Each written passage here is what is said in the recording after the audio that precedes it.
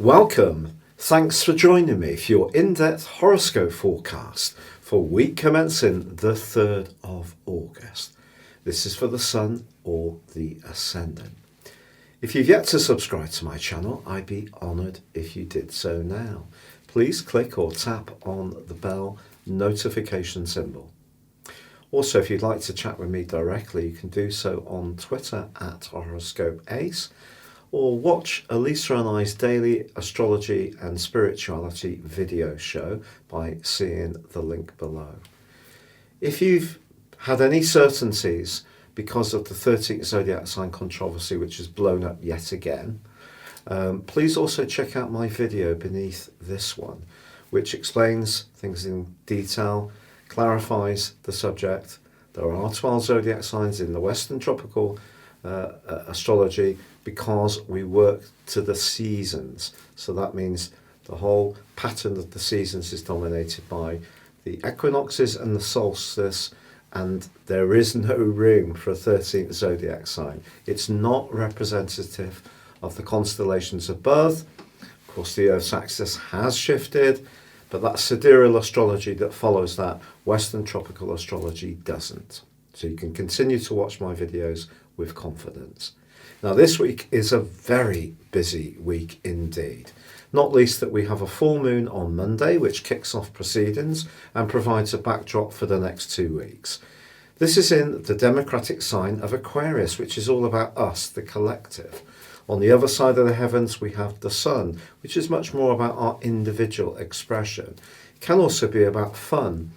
Now, if we have fun, but we're not being conscious of how the impact of that may play out on others, perhaps this full moon is just reminding us that if we do feel quite impetuous or rebellious, because it is T-squared by the energies of Uranus, that responsibility does go side by side with freedom. But also this week, gloriously, Mercury ends a 10-week sojourn through the sign of Cancer, where it's not at its best.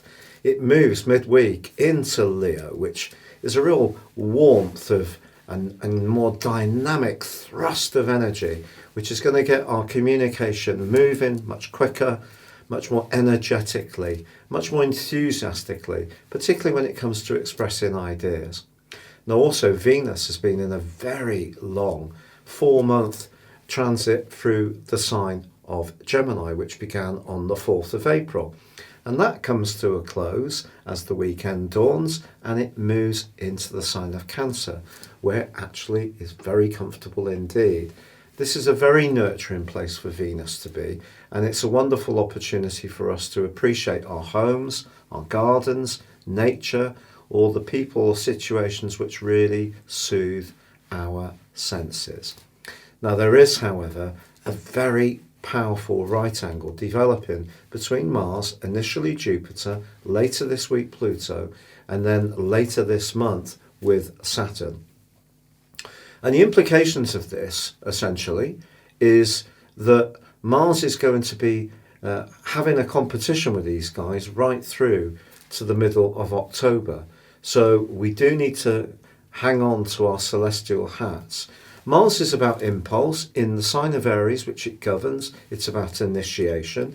The posse of energy that's in Capricorn is all about the orthodox. It's about authority.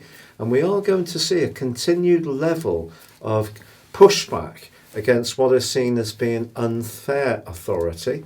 Or we may see people who want to impose their authority even more vigorously. And when I say people, I also mean states. Now, also, as the weekend dawns, Uranus is going to be in a right angle with Mercury too. So that potential for impetuousness that comes out from the full moon can be repeated as the week draws to a close. But Mercury in the sign of Leo, it just brings, I just think it's going to really speed things up for a lot of us.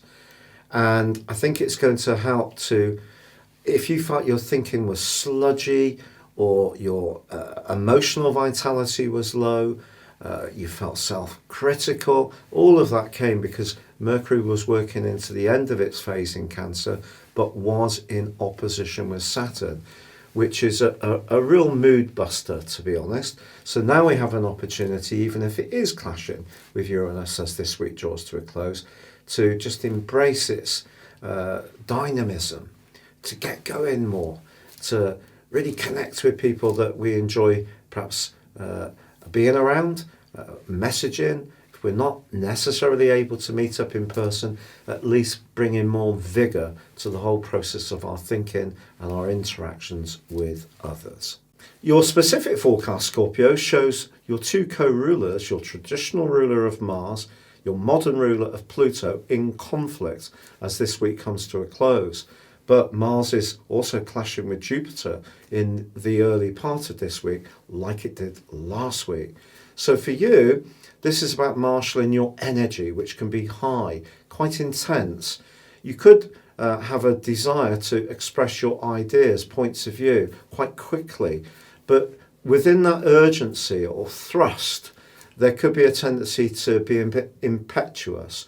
And also the sun is high in the sky and asking you to think about your worldly interactions, but that's challenged by the full moon on Monday, and that's saying don't forget how it feels. Mercury also climbs into your 10th house midweek, and that's really pushing you to be more active around your worldly interactions, jobs, responsibilities, obligations, and your goals. But that's also clashing with Uranus as this week draws to a close. Uranus in your sector of relating. So whatever you do in terms of your work-life balance, someone can surprise you with their attitude, or perhaps you're going to surprise them, but with that frizzing of energy between the sign of Aries and Capricorn, which is very powerful stuff, cardinal angle energy, you may not want to take a backward step, but someone's got to give way a little bit. And as the week draws to a close, Venus does move into your sector of truth. And that's just saying, do you know, sometimes it may be better to be a little bit more considered in what you say, but that can be tough with that urgent energy of Mars and Pluto. It's been a real pleasure being with you. Thank you so much for having joined me. If you'd like to ascend above your zodiac sign and embrace serious astrology, please check out my affordable range of astrology reports beneath this video. You can get 30% off on a 12-month forecast and a character analysis, or check out the testimonials for myself if you would like to have a one-to-one personal consultation. Thank you.